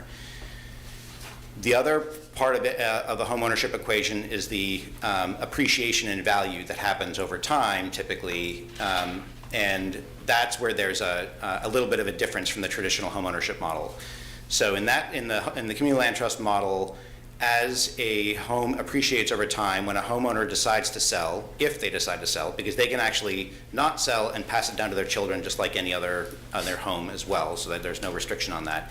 If they decide to sell, then there is a split effectively in the percentage of the appreciation value that they get and a portion that goes back directly into the home, so that the next homeowner is also can income qualify and be a low-income first-time home buyer. So that split process means that the homeowner doesn't get quite the full appreciation that they would have otherwise, but they were able to enter into the homeownership market when they wouldn't have been able to in the first place, There is also ample evidence that by entering into homeownership model with the Community Land Trust, it actually provides more long-term certainty that that homeowner isn't going to lose their home through some other measure. So during the 2008 foreclosure crisis, there was a study done looking at the sort of the folks who lost their home in the market rate condition versus folks who lost their home who had owned a home in community land trusts, and the loss rate was 90% lower for homeowners in the community land trust model, because one, they had a nonprofit partner with them and help them try to figure things out and come up with resources if necessary. But two, that nonprofit partner was a partner with them at the front end to ensure they didn't have any predatory mortgages that resulted in a loss of a home for many others. So you don't get the same potential gain out of it, but you actually get more protections as well as part of that partnership. Did I answer your question? Mm-hmm. Yeah, thank you. There's a paragraph in here that I didn't really understand, describing years 41 through 99. The loan will have been forgiven in year 40 if all affordability requirements were continuously implemented. However, in years 41 through 99, the city will have the ability to file an action in court to obtain an injunction requiring affordable units to be provided within the project throughout the 99-year affordability period. So when these declaration of restrictive covenants are recorded on the land, that requires Piedmont Housing Alliance or the then owner at the time to comply with all the requirements of this deal. So if it's past the year 40, when the forgivable loan is basically forgiven, if they're not complying with the affordability requirements and the terms, then the city will seek remedy through another means. Gotcha. Okay. Thank you. You're welcome. And then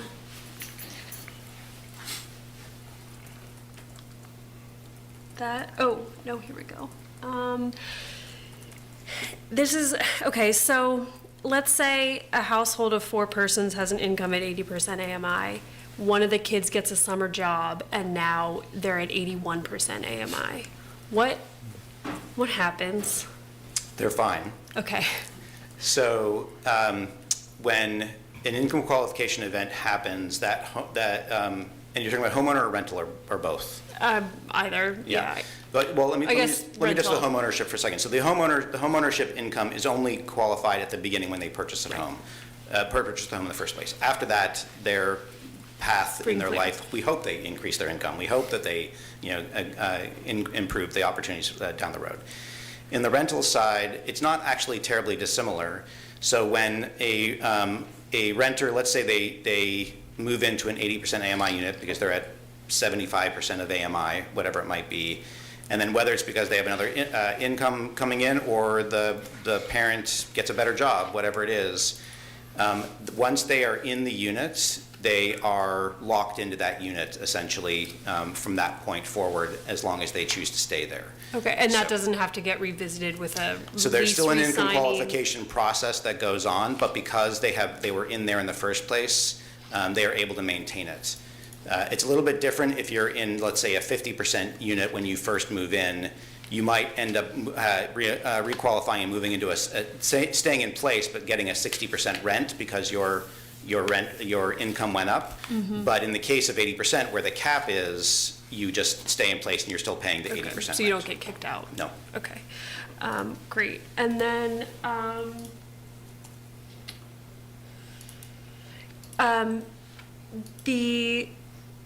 there's another sentence. In the event that the project is foreclosed upon, the affordability restrictions will terminate, which you mentioned. Does that mean the whole thing or an individual house, or what is?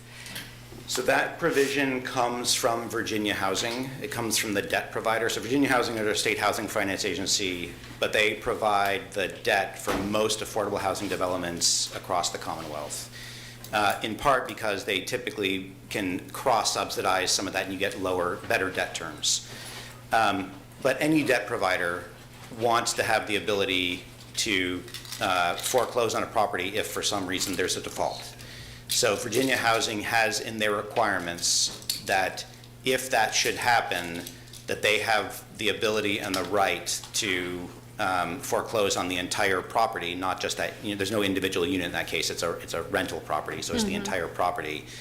And then they retain sort of specific rights at that point. Now, that rarely ever happens, Right. but it's still, as a debt provider, when they're putting in tens of millions of dollars of debt, they want to reserve that right.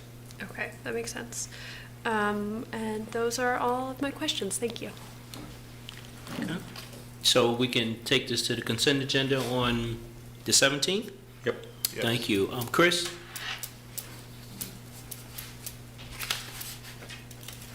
All right, good evening. Chris Engel, Director of Economic Development. Two related items to the Friendship Court Kindlewood project. And the first one is a little bit more of a housekeeping item. As was mentioned, Phase 1 is now complete. A couple of years ago, before, when it was in its funding stage, the City Council passed a performance agreement resolution to basically allocate some of the incremental increase in tax due to the project to be shared with Piedmont Housing Alliance as a tool in the toolbox to help fund the whole project. Back at that time, when it was originally envisioned, the phasing that you saw, 1 through 4, was not fully identified, and we simply created the intent of a resolution to fund Phase 1. Once those boundaries became known, we're now needing to do an amendment so that the boundary of Phase 1 aligns with the territory where the investment has happened, and thus we can calculate the grant, the performance agreement grant that will pretty soon probably start being granted to Piedmont Housing Alliance now that the project is complete. So the first item on your agenda, there are two related to this. The first one is has the word amendment in it, and that's an amendment to the performance agreement for Friendship Court Phase 1. And what this simply does is replace the map that identifies the area that is associated with Phase 1 with a new map that shows the actual area that would be consistent with what was shown on the screen just a few minutes ago. If you look through the packet material, it's labeled Parcel B. It's roughly about 3 acres, and it coincides with where the 106 units are now in place and being occupied. So the first item, it's a one-reading resolution. It's simply asking you to confirm the amendment that puts the new parcel in place and allows us to calculate the incremental increase based upon that new area and start the granting process very soon. Okay. Discussion? Any clarification questions? Yeah, one quick question. Do other PHA properties have the same thing? They do not. Not yet. Is that, yeah, is From the city, they do not. is that something that we're working towards? It is something that is being requested, and I would say it's being considered in more of a global programming sense. Okay. Just curious. But Sunshine would like it on all of his projects. In global, including market rate development, or in this case strictly No, affordable only housing? affordable, only affordable. Because I know that's another. I know, I'm sure there's a request that we go beyond that, but at this moment, it's a part of the affordable housing toolkit considerations. Yeah. No, I was worried it would have expanded to include. I figured. What is the percent of, I mean, I support this, but what is it, 50% of the future revenue, or? In Phase 1, the one you're acting on now, it's 100% of the increase to a not-to-exceed amount of $6 million. Okay. All right. Further clarification questions? Lloyd, are you looking to, okay? So is there a motion to approve? I move the resolution authorizing an amendment to the performance agreement to support Friendship Court Phase 1 redevelopment efforts. Is there a second? Second. Okay, can you please cast your vote if no further discussion? The motion passes 5-0. Thank you. phase two? Yes, so your next item is to simply, well, I say simply, I shouldn't say simply. This has been years of work, and it's a fair amount of investment on behalf of the city. However, it is repeating what we did on Phase 1 in a similar fashion on Phase 2. So you saw the layout for Phase 2, it's 100 units. It's in the process of being fully funded, and, progress will begin on that soon, but not without the additional support of a performance agreement grant for that particular area of Phase 2. So this one is structured, as I mentioned, similarly, yet a little bit different. So the first one we did was a learning experience for all involved, including Virginia Housing and other lenders, and I'll let Sunshine speak to this if need be. But as we embarked on the second go-around of this 4 to 5 years later, some changes were needed in terms of how the performance agreement was structured. So the one that you'll see here generally follows the same format. So we're not paying any money up front. It's all after the investment is made. Once the taxes are paid, we verify that the affordability components are in place and that the taxes have been paid, and then we take a portion of that, in this case, 70% of the increment, not 100, but 70%, and for a period of 27 years. And the reasoning behind that is to try and match up the other funding sources that PHA has in their entire capital stack, and quite honestly, to meet the needs of the Virginia Housing folks that are putting in a big piece of that capital. They would like these to match up. One thing they did not like about the performance agreement number 1 was the not to exceed number that we placed in there, which was a bit of a safeguard on behalf of the city to limit our exposure. They preferred that everything line up with their primary financing. So the 27 years comes from that, and then the 70% is a negotiated kind of middle ground to assimilate or the first agreement with the second agreement in terms of a total city contribution. So they're not apples to apples even, but they're reasonably close in terms of the city's contribution on behalf of the performance agreement, as well as the CIP forgivable loan pieces are roughly coming in the 30 to 33% ranges. So that's how that was determined.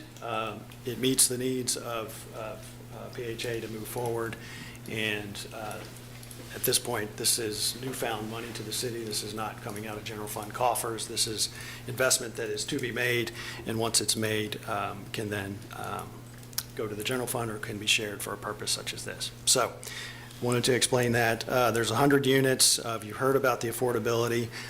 You have additional safeguards in that you have the loan covenants. Those are actually much more stringent and strong than what you would see in the performance agreement, although the performance agreement can be stopped as soon as anything goes not to plan in terms of if the affordability lapses or the investment isn't made. Any of those things can stop it. It's an annual payment. So from a procedural standpoint, you're simply approving a resolution to commit this future real estate tax, basically set it aside, and then that gets passed actually to the Economic Development Authority, who then actually verifies everything and has the agreement with PHA, and they pass that along. Okay. Can I ask a question? Sure. Yeah, you finished, Chris? Yeah, that's a general overview. I'm sure you have some questions. Happy to try and answer.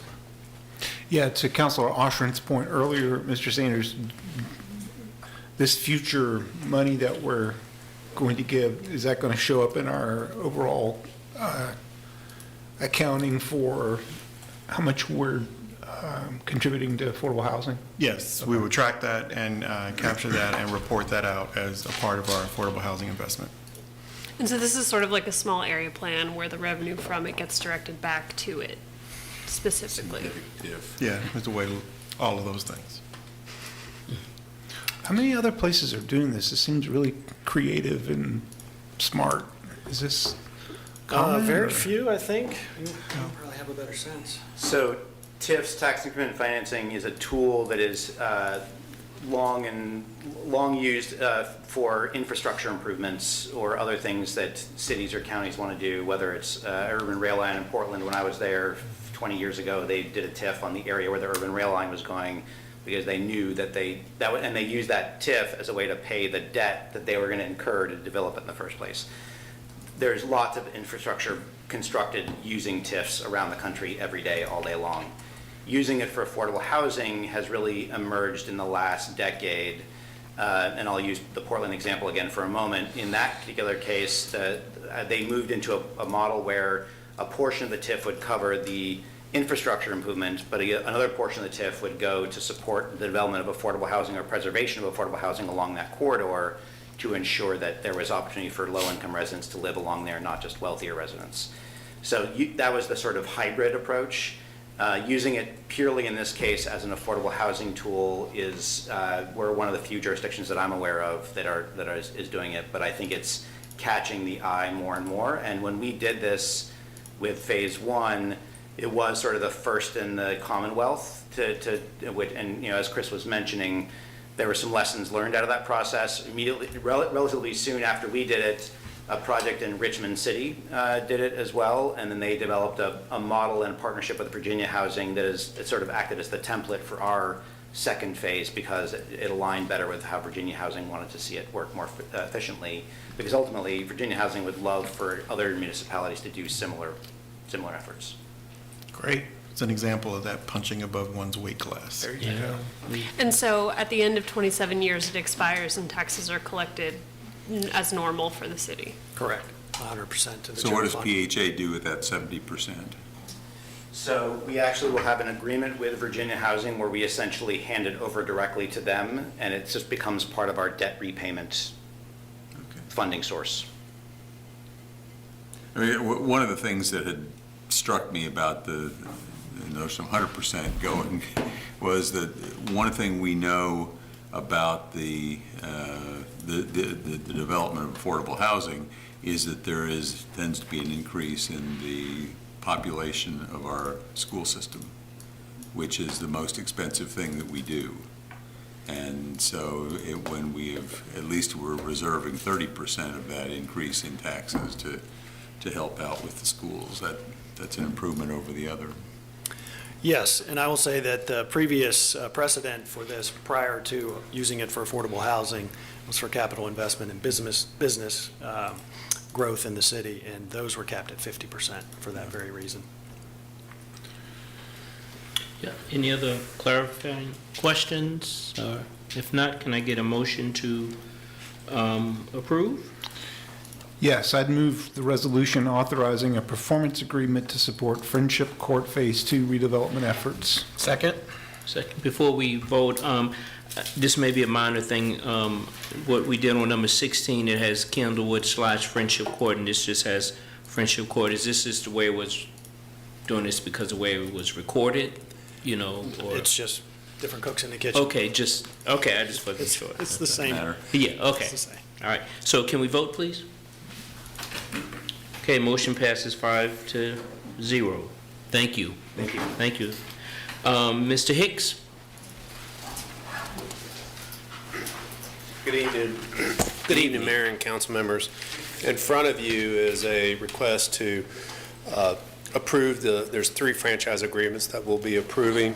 And the purpose of the franchise agreements is to allow utility companies to work within our public right-of-way to install and maintain their infrastructure. These franchise agreements, they're not new to the city, and they're not new to other localities. And so it does lay out some terms and conditions regarding some of the telecommunication utilities. So I ask the council consider this franchise agreement and consider adding it for the second reading on the consent item. Any questions? Or? Is this the same? I know we've approved one of these before since I've been up here. I know we've been having some problems with Dominion and the poles lately. Is this the same kind of agreement we have with them?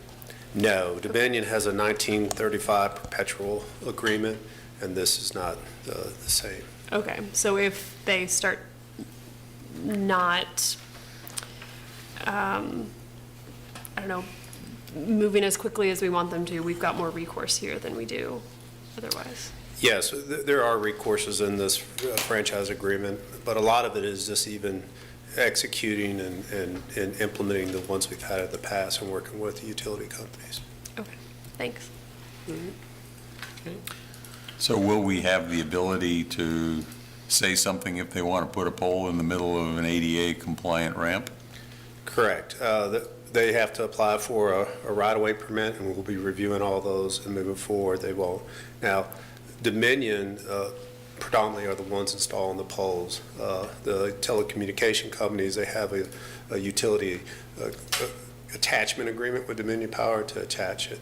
But depending on the situation of Dominion when they do this, although we're now on them and ask them, depending on the emergency situation and providing services, like there's been some incidents where a vehicle has hit a pole and they have to do some emergency operations, but we are working with them to remove it as soon as possible.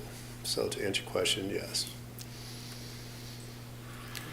That's the only other question I have related to that, and I wasn't even thinking about it when I was looking through the materials, is as Dominion is undergrounding at least some places in town, we end up with poles that only have telecommunications equipment on them. What happens to those? Who controls those? Dominion put it in the first place, but they didn't take it out. Well, there are double poles throughout the city, and we do have a plan where we're removing the double poles, and Dominion's asking the telecom utility companies to set them to the side. But if Dominion does go ahead and put their lines underground, they still have the right to be attached to Dominion poles. And we don't know what those agreements are, or those terms, or the payments, because that's proprietary information. However, the poles are there for utility companies to use. And I gather from some other conversations that our ability to have anything to say about that is sharply limited by the General Assembly. To some extent, there is some teeth in here, especially when it becomes any obstruction or anything that while we move forward with the ADA transition plan to look at it. And then also there's terms in there, so whenever there is a relocation, they would have to do it within 180 days at our request. However, if the pole's in there before the first 3 years, it's 100% of our calls. 6 years, it's 50% of their calls. And then after that, it's 100% of the calls. The code, the challenge we're going to have with utility poles, any poles, is the code is clear that it does have to be 100% at both Dominion and the utility companies' calls, but the locality is responsible for providing either the right-of-way or easement. And the reason for that is the utility companies do not have the authority of right-of-way or condemnation like the local governments do. Yeah. Well, it's a difficult situation. Very difficult. Steve, this doesn't have to do this per se directly, but you had mentioned the 1935 Dominion Perpetual Agreement. Yeah, I'm just curious to know more about that. What is that? That's an agreement that was established in 1935 to allow Dominion Power to start installing overhead lines within localities, public right-of-way. And when it was signed by the council in 1935, it's perpetual, which means that unless Dominion wants to, it cannot be amended. Thank you. Other questions or comments on this? Perpetual is a really long time. It's a long time. It's not 27 years or... yeah, so... which basically means it requires relationship to work on getting other things done, which is what Mr. Hicks has been working on. Yeah. And at the risk of confessing that I have not read every word of all three of these agreements, are they basically identical? They're identical. For 5-year periods. Correct. Okay. Yeah. Then Okay. I won't feel bad about not having read every word. Yes. So if there's no other comments, do we want to move this to consent agenda on the 17th? Yes. We have a lot on the consent agenda, Ms. Thomas. Okay, so I think we have a majority to agree to that. So you have the next item, next couple items. Can we just agree to move all three of them? We've already heard they're identical. Yes, Every, Well, just for the listening public, they would want to know what Okay. the other agreements are. Fine. yeah. So if you can give a brief overview of each one. Okay. So we finished agenda Next one is item Crown. Did level 3, now Crown. 19. Now, agenda number 3, ordinance to create and enact Crown Castle franchise agreement. Takes 2 readings, requesting that the second reading be added to the consent item. It's in regards to allowing the utility company to perform work within the city's right-of-way Okay. and maintain. And then agenda item number 21, ordinance, is an ordinance to create and enact Brightspeed franchise. The first one's Crown Castle, I'm sorry, number 20. 21 is Brightspeed franchise agreement, and that agreement allows the utility company to perform work within the city's right-of-way to either install or maintain or repair. And I'm asking that council consider moving that to the consent item on the 17th for the second reading. Yeah, and for folks at home, the packet has maps of where these locations are. It's very circumscribed, so. Right. So we agreed to put all 3 on the consent agenda on the 17th. Thank you. Now we're going to move. Good night. Thank you. Thanks. To the 22nd, which we pulled number 7 from the consent agenda, which was Dealing with the MACA and sidewalk. Yeah. Sidewalk waiver.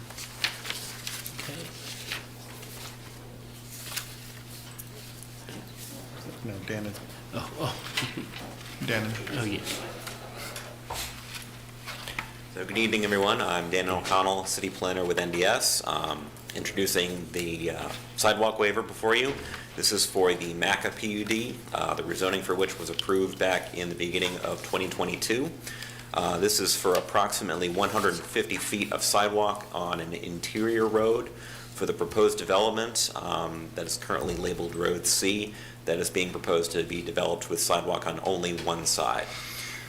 This layout has been basically the same throughout the rezoning process and into the site plan. So the plan you see before you has not really changed since the rezoning was passed and was reviewed by council and passed in 2022. But we are bringing the waiver to you now because that rezoning process does not allow us to exempt development from the standards of our previously approved zoning ordinance, which this is vested in, which would require sidewalk along 2 sides of every new public street. But I'm happy to take any questions that you have. Okay.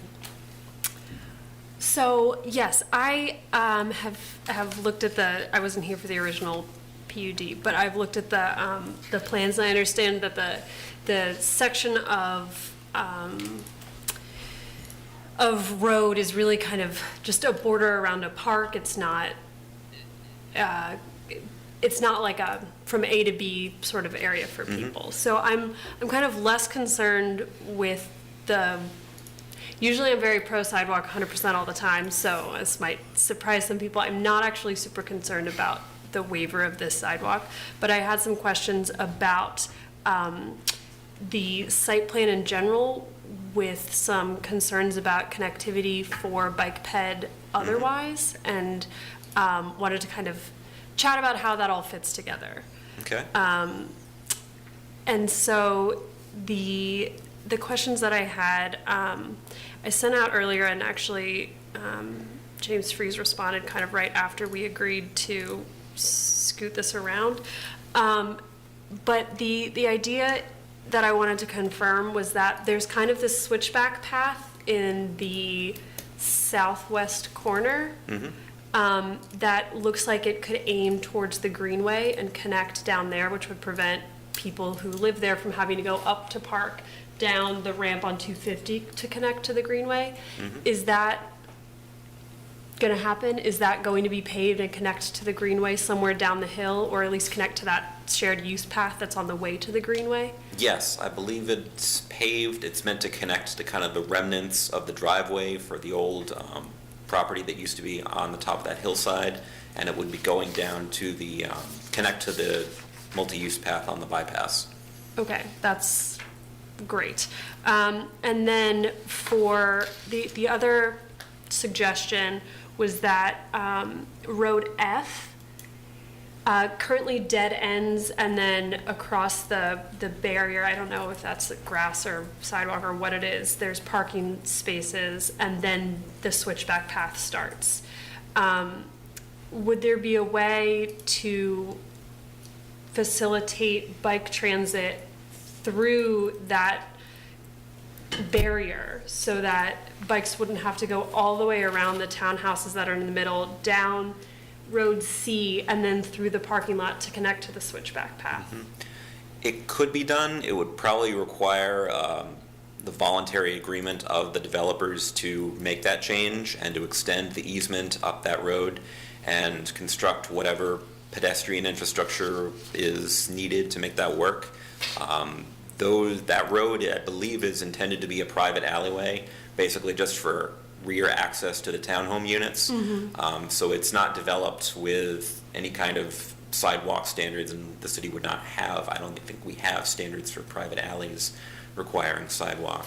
Well, a bike, bikes especially, you know, can't leap a curb the same way a pedestrian could. Right. In an easy way. So if there was a curb cut there and then one on the other side of the parking lot, that would, this is a suggestion and something that seems to make sense to me, someone who does ride bikes, but also I've had constituents reach out and try and make this a point to mention, because that does save people from having to go down Park, which is very scary, and the bypass ramp, which is also very scary. If they're able to connect through here to get to the greenway, that makes that experience a lot more pleasant. Right. I think that's something that I could bring to the attention of our Parks and Trails planner, since he is kind of working to kind of reconfigure or to configure the final layout of these trails. I think one of the applicants, representatives from Timmons Group, is here, and so he can take that under advisement as well. Is that any red flags that jump out immediately about that sort of thing? No, just, sort of to what Dana was saying earlier, that is intended to mostly be a private alley just serving a handful of people's garages, but I think it could generally work. We just have to look at the details of how you interface bike traffic with the parking lot itself, because we don't want people popping out. Right, and so this kind of saves that. So instead of coming down halfway through the parking lot and driving through the parking lot, they're just right at the end. So it saves kind of all of that potential negative interaction space. Yeah, okay, thank you. That's kind of what I wanted to talk about. Anyone have any questions or adjustments they'd also like to suggest? No.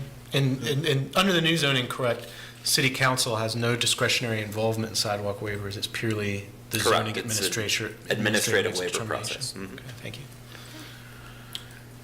So this was on the consent agenda item. Do we want to approve this, or you want to? It's a single, I think we just have to vote. Just move it. Yeah, and just to clarify, the sidewalk that you're asking to be waived is on one side of kind of this green space park. There's no dedicated programming in that park. There's just trees.